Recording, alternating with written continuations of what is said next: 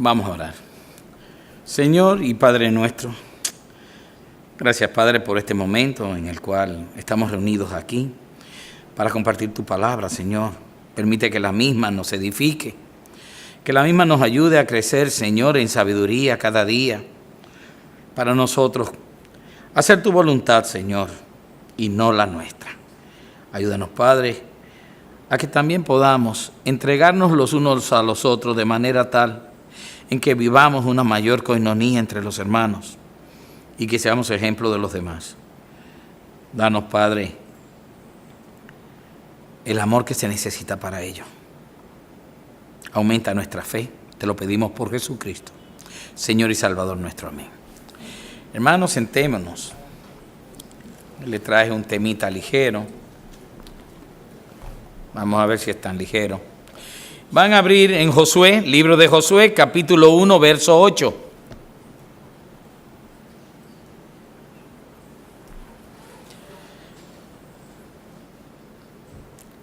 Esta noche vamos a tratar acerca de la importancia de meditar en la palabra de Dios.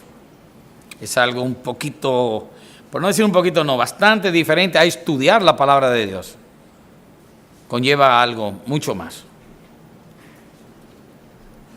¿Ya lo tienen? Libro de Josué, primer capítulo, versículo 8.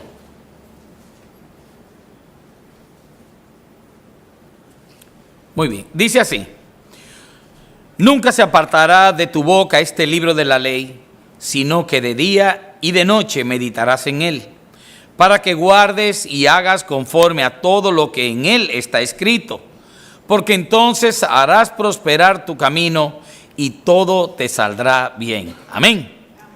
Muy bien. Me llama la atención poderosamente que nunca se apartará de tu boca. Miren de dónde, de la boca, dice este libro de la ley, sino que de día y de noche meditarás en él. Los tiempos modernos que hoy estamos viviendo, a la verdad que nos traen cada día más y más afanes. Y por más que nosotros querramos, no podemos evitarlo. Es un mundo donde nos estamos moviendo rápidamente de aquí para allá, pero a la vez también nos entorpecemos con tanto movimiento. ¿Quién no queda atrapado en un tapón? Andamos rápido, pero nos agarró un tapón de vehículos y pasamos media hora y una hora en un tapón. Entonces, es rápido, a la vez no lo es. Pero se vive deprisa. Todo el mundo vive tan afanosa y tan deprisa que no tiene tiempo para hacer muchas cosas y dicen, no me está alcanzando el día para hacer todo lo que debo de hacer. Es como decir que el tiempo no me da las 24 horas del día.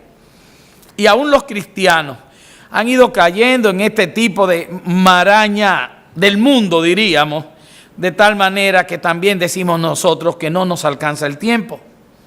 Por lo cual, son algunos que ustedes oyen que dicen, me falta tiempo para dedicarle a la oración y a la lectura de la palabra. A veces tempranito en la mañana un ratito y en la noche cuando llegamos acostados, bien cansados a la habitación para la cama. Y estamos dejando atrás dos de los pilares básicos que tienen que ver con el conocimiento de Dios, el crecimiento espiritual y la santidad. La oración y la lectura de la palabra. Y si bien hay muchos que todavía pueden hacer una brecha en sus agitadas agendas y apretadas, como a veces están, sacan ese tiempito para leer la palabra y para orar, no menos cierto es que a veces no logran meditar sobre esa palabra, escudriñar bien sobre ella, lo cual es otro de los pilares sin el cual, por mucho que te afanes, no vas a llegar muy lejos. Esta noche vamos a ver algo de esa importancia que tiene que ver. No es, recuerden, como les digo, el estudio o el leer la palabra, sino el meditar sobre la palabra, que es otra cosa. Todos nosotros conocemos acerca de diferentes tipos de meditación. La meditación trascendental, la meditación yoga, la esotérica y otras tantas por ahí. Otras muchas que tienen sus orígenes en religiones del Medio Oriente, etcétera, en China, en la India, y pertenecen a religiones de ese tipo. Pero hay grandes diferencias entre lo que es meditar la palabra de Dios y lo que es una meditación de esta. Ya que en estas lo que la persona trata de hacer es dejar su mente totalmente en blanco, o a través de un mantra. Un mantra es una oración que ellos van repitiendo mucho, o una palabra clave, o un sonido gutural que tú lo ves que hacen y se quedan, tú dices, bueno, ¿y qué es esto? Un mantra, un sonido gutural. Otros dicen Hare Krishna, Hare Hare y no sé cuántas cosas más. Esos eran los niños de Dios que a veces habían en nuestras calles cuando éramos muchachos, ¿se acuerdan? Con unas túnicas color limoncillo. Ya nada de eso hay. Bueno, pues eso era de que lo que le facilitaba a ellos pues llegar y alcanzar un nivel de iluminación espiritual y de paz interior. Dicen ellos. Muy bien. Pero el meditar en la palabra de Dios en realidad es totalmente diferente, porque no se pretende llegar a ningún grado o plano espiritual interior o cosa parecida. La meditación de la palabra hecha por medio de la ayuda del Espíritu Santo hace que indaguemos, meditemos, analicemos, pensemos, reflexionemos para entender lo que Dios nos está comunicando y revelando a través de su palabra. Miren qué sencillo. Todos lo entendieron, ¿verdad que sí? No es lo otro, claro que no, nada más distante uno de lo otro. Meditar la palabra nos ayuda a que llevemos luego a la práctica la voluntad de Dios al haberle conocido mejor. Vamos a hacer una nota aclaratoria. Debemos aclarar que la Biblia no menciona para nada la palabra meditación cristiana. Tal cosa no existe como tal. El creyente, obedeciendo a Dios, solo trata acerca de escudriñar, pensar, indagar, examinar, reflexionar, considerar y meditar sobre la palabra y solo la palabra. Aclaremos eso. Ya que no tenemos otro tipo de revelación u otra fuente de sabiduría que no sean las Santas Escrituras. No hay otra. No se nos ha dejado otro material con que nosotros contar. No podemos tener como bueno y válido la tradición, como tienen los católicos, por ejemplo, o lo que diga el colegio cardenalicio junto con el Papa y las declaraciones que puedan dar. Eso no existe para nosotros. Para todo creyente de Jesucristo, lo único que tenemos como revelación del santo carácter de Dios es su palabra, no hay más. No hay un profeta ahora en tiempos modernos que pueda decirme que tiene un mensaje del Señor, y a eso es que me estoy refiriendo. Porque hay una mala práctica hecha en algunas iglesias de buscar mediante la meditación espiritual, o como quieran llamarle, algún tipo de contacto o de comunicación con Dios, mediante la cual puedan obtener sabiduría y consejo del Todopoderoso, pero de una manera directa. Y esas son las personas que ustedes oyen algún día que dicen que Dios me dijo o Dios me reveló tal o cual cosa anoche en un sueño o en una visión. O sencillamente Dios se me apareció y me dio un mensaje de manera personal y privada. Y eso no es así. Eso no es verdad. En ninguna parte en la Biblia se nos manda a los cristianos a buscar otra sabiduría más allá de la que está plasmada en la palabra de Dios, la cual es inspirada por Dios y útil para enseñar, para redarguir, para corregir, para instruir en justicia, a fin de que el hombre de Dios sea perfecto, enteramente preparado para toda buena obra. Entonces, si ella es absolutamente suficiente para capacitarnos a ser perfectos en Cristo y preparados para toda buena obra, no es necesaria la práctica de ninguna otra forma para buscar el consejo de Dios. Para explicar mejor esto, vamos a tomar de la palabra de Dios dos casos como ejemplo, entre muchos casos que hay. Primero, Josué. El que acabamos de leer de Josué 1:8, Dios le manda y le dice, de día y de noche meditarás, y más adelante dice, para que guardes y hagas conforme a todo lo que en él está escrito. Y al igual, le tengo otra lectura que está en Salmo 1:1, que también es David, y en este momento David reconoce quién es el hombre justo, y así le dice: bienaventurado el varón que no anduvo en consejo de malos, ni estuvo en camino de pecadores, ni en silla de escarnecedores se ha sentado, sino que en la ley de Jehová está su delicia, y en su ley medita de día y de noche. En el primer caso, Josué había quedado solo como líder del pueblo hebreo, en lugar de Moisés, porque Moisés se le dijo que no iba a cruzar el Jordán y que no conocería la tierra, que no pondría su pie en la tierra prometida. Por esta causa, entonces, Dios escoge a quien era el ayudante de Moisés, que en este caso era Josué, y le manda que se llene, le manda llenar su boca. ¿Pero por qué la boca? Porque la boca expresa de lo que previamente está lleno el ¿qué? El corazón, la mente.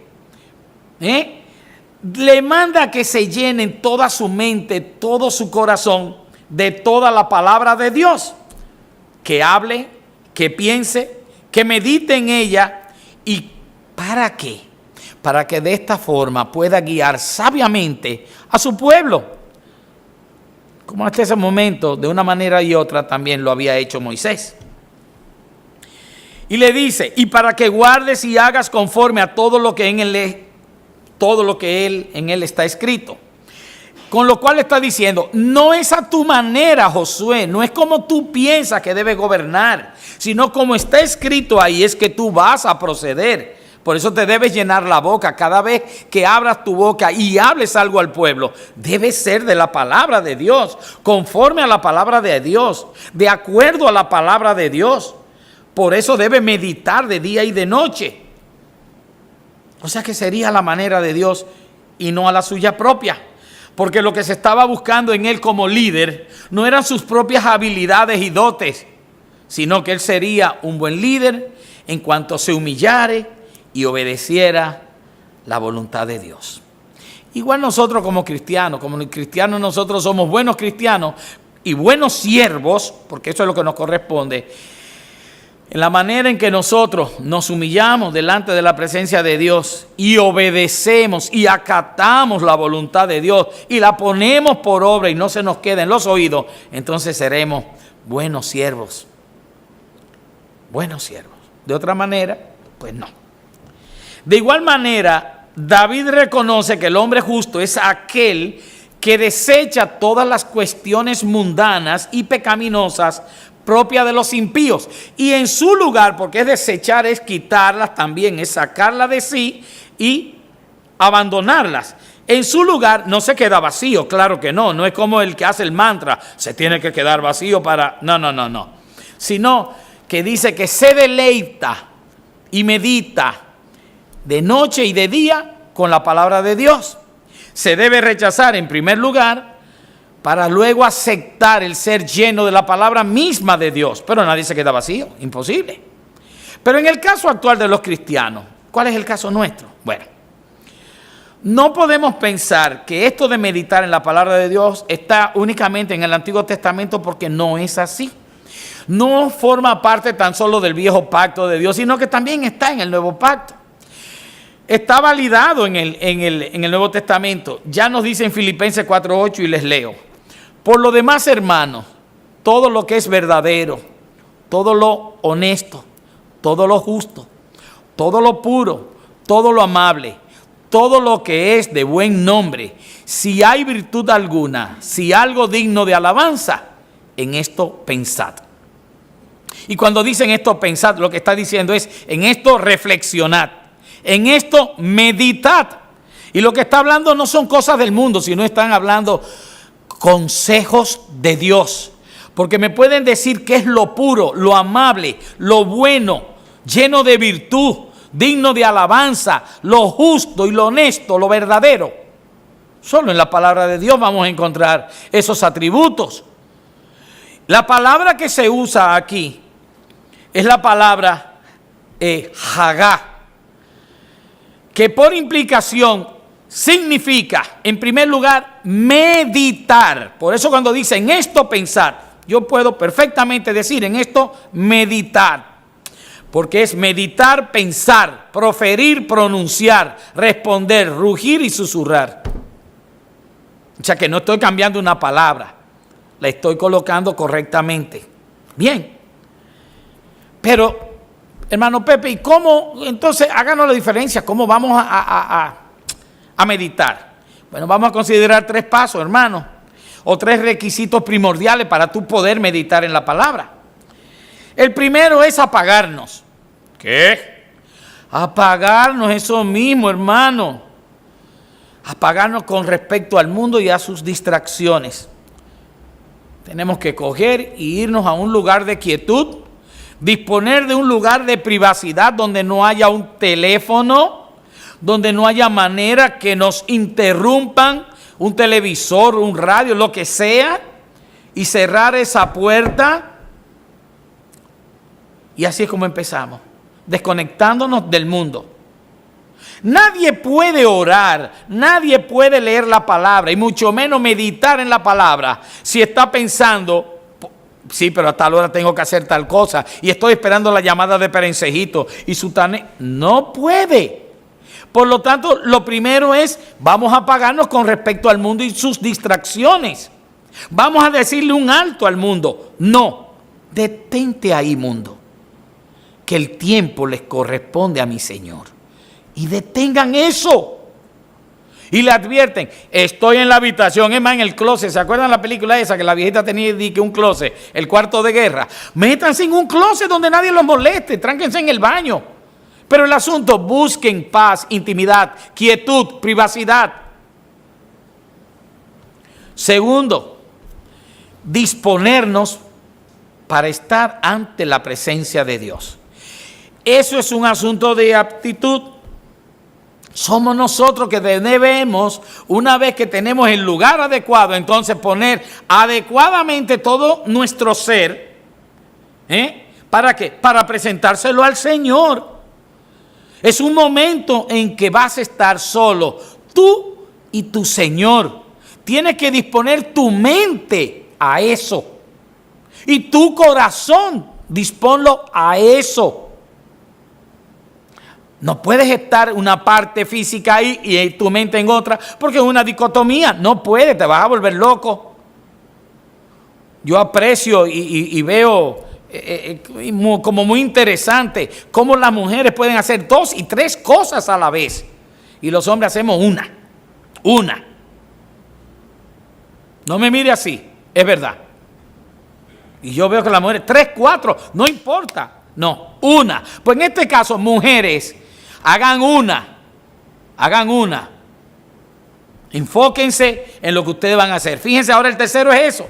Enfocar toda nuestra atención, no tan solo a su palabra y a su persona, sino también que le vamos a pedir al Espíritu Santo que nos capacite, que nos guíe a la verdad, que nos dé entendimiento para conocer mucho más del santo carácter de Dios, de sus caminos, y más aún que nos ayude a recorrerlos, a andar en ellos. Esa es una de las tareas del Espíritu Santo. ¿No lo saben? El gran olvidado de muchas de las iglesias es eso. Pedirle al Señor, Señor, el Paráclito, el ayudador que tú enviaste, que nos va a guiar a toda verdad, que nos va a instruir, que nos va a dar fortaleza, pues que me ayude. El que no tiene sabiduría dice, pídasela a Dios y Él se la dará abundantemente. Bueno, pues esa es de las cosas que tenemos que hacer, y con humildad decirle, Señor, desde ahora te pido, ayúdame, porque acabo de leer esto y ayúdame, Señor, ¿qué es lo que tú quieres? ¿Qué tú quieres indicar más que las palabras que están ahí escritas? Ustedes no saben que lo diferencia a ustedes de otra persona que leen un mismo pasaje, un impío lee un pasaje y un creyente lee un pasaje, es que esa palabra que leyó el impío no le dice nada, mas al creyente eso está vivito, eso le llega hondo, eso le dice mucho.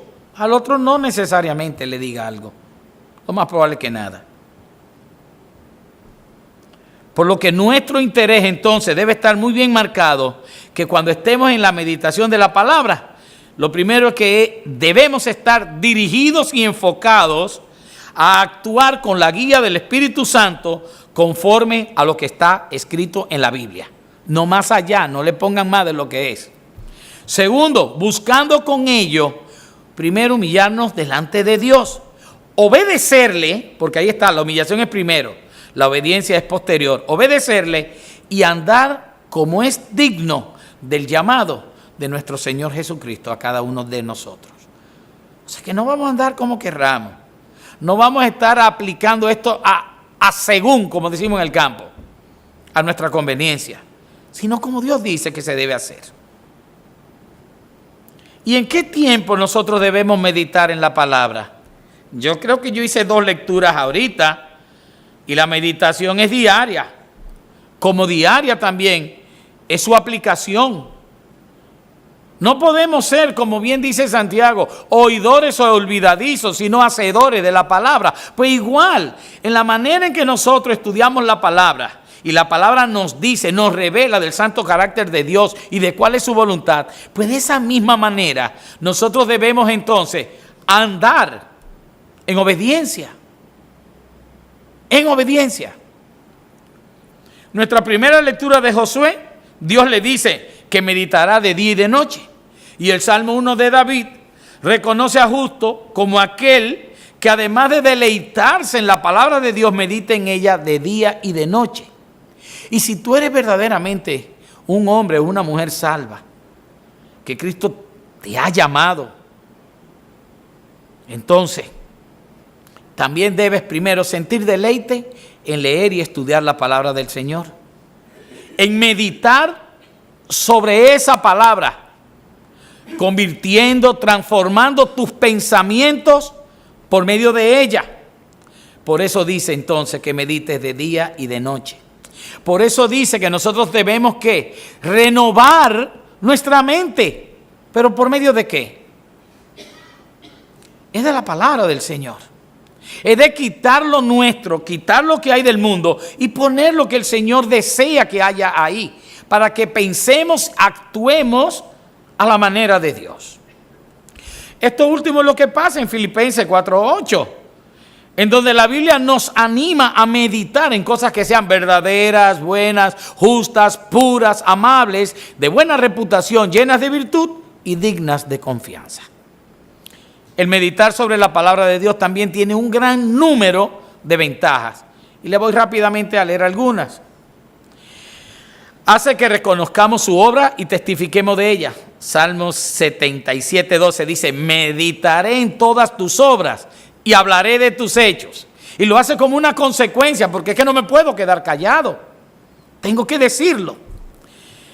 Nos hace deleitarnos en el autor de la palabra y en sus obras. Salmo 145:5 dice, en la hermosura de la gloria de tu magnificencia y en tus hechos maravillosos meditaré. Es como que nosotros empezamos a alabar al Señor y terminamos haciendo una meditación de esa misma alabanza. Nos une y hace que le conozcamos mejor. Nos cuida de salirnos del camino y que no seamos olvidadizos. Salmo 119:15 dice, en tus mandamientos meditaré, consideraré tus caminos, me regocijaré en tus estatutos, no me olvidaré de tus palabras. Interesante. También nos trae bendición y nos aleja del pecado. Nos hace sabios y precavidos. Proverbio 15:28 dice, el corazón del justo piensa para responder. Y es la misma, el mismo, el del Yagá, que significa medita o reflexiona el justo, el corazón del justo antes de responder. Mas la boca de los impíos derrama malas cosas. Nos hace humildes a reconocer la obra de Dios, nos ayuda a recordar y a memorizar. Salmo 143:5 dice, me acuerdo de los días antiguos, en todas tus obras medito, reflexiono en la obra de tus manos. Nosotros comprendemos mejor a Dios a través de la meditación de su palabra. Concluimos. Primero, por lo tanto, la meditación del cristiano está centrada únicamente en la palabra y lo que ella puede revelarnos acerca de la voluntad de Dios y nada más. Luego de esto, nos corresponde individualmente a cada uno como creyente poner por obra lo que se nos ha revelado en la palabra misma, aplicándolo en cada uno de los aspectos de nuestras vidas, tal y como Dios le dice a Josué, para que guardes y hagas conforme a todo lo que en él está escrito. Ya no es leerlo para dejarlo, es para actuar. No se medita en ningún momento para uno tener mayores conocimientos de Dios o tener un mayor intelecto. No. No se puede hacer eso y detenerse ahí, sino que a través de eso nosotros conocemos mejor a Dios y vamos a actuar conforme a ello, a ese nuevo conocimiento o ese mejor conocimiento de Dios. Además, hay resultados muy beneficiosos. El actuar conforme a la voluntad escrita de Dios producirá necesariamente en cada uno de los creyentes crecimiento y madurez espiritual. ¿Por qué? Porque son guiados durante todo el proceso por el ayudador y por el Paráclito mismo, el que nos lleva a toda verdad por el Espíritu Santo. A Josué le dice, además, porque entonces harás prosperar tu camino y todo te saldrá bien. Miren qué promesa trae. Y en el caso de David, los resultados son familiares, porque le dice, serás como árbol plantado junto a corriente de agua, que da su fruto en su tiempo y su hoja no cae. Y todo lo que hace, prosperará. O sea que en uno dice, harás prosperar tu camino y todo te saldrá bien. Y en el otro dice, y todo lo que hace, prosperará. ¿Y qué es prosperar? No. Eso no es prosperar. Eso es riqueza. Pero el Evangelio no, eso es charlatanería. Prosperar, según el Diccionario Real de la Academia Española, define que prosperidad como el curso favorable de las cosas, éxito en lo que se emprende, sucede u ocurre. Prosperar es cobrar fuerza, imponerse, triunfar, tener o gozar de prosperidad. ¿Leímos riqueza ahí? Creo que no. Riqueza, ahora también lo busqué. Y es la abundancia de bienes y cosas preciosas y de cualidades o atributos excelentes. Hay un escritor cristiano llamado Tom Leyden y dice, la prosperidad no es solo posesiones materiales, porque también eso es. Dice, la verdadera prosperidad significa madurar espiritualmente en la relación de uno con Dios. Es salud física, mental, emocional y es bienestar del alma. En definitiva, nuestra meditación de la palabra debe procurar el resultado de obedecer y practicar lo que por medio de ella, la oración y el estudio de la palabra, habremos alcanzado. Si no meditamos en la palabra, estamos perdiendo mucho. Perdemos bendiciones, deleites. Nos estamos quedando faltos de crecimiento, anquilosados con raquitismo espiritual, no aptos para poder guiar y enseñar a otros acerca de las glorias de la gracia que Dios por medio de Jesucristo nos ha dado a todos aquellos que hemos tenido la gracia de conocer a su Hijo. Oremos, leamos la palabra, estudiémosla, meditemos de ella, confiados en que el Espíritu Santo nos llevará a la verdad por medio de ella y actuemos conforme a la voluntad de Dios, hermanos. Amén. Vamos a orar. Señor, fueron muchas palabras y en poco tiempo. Pero no importa ni como yo las diga, sino importa, Señor, cómo tú las fijes en el corazón de cada uno de los oyentes. Eso es lo único que importa, Señor. Te pido, Padre, pues que en esta ocasión hayamos entendido esto y que lo podamos poner por obra, Señor. Que es importante, Padre, que cada día te conozcamos mejor. Y que tú seas verdaderamente y tu palabra nuestro deleite en todo momento, Señor. Y que parte de esa ambición nuestra de cada día sea sencillamente, Señor, el que conozcamos tu palabra durante todo el día, durante toda la noche y podamos proferir acerca de ella. Ayúdanos, Señora, a ser cada día más dados a ti. Mueve nuestro corazón, Señor, a buscarte cada día más y a profundizar más en tu palabra. Te lo pedimos por Jesucristo, Señor y Salvador nuestro. Amén.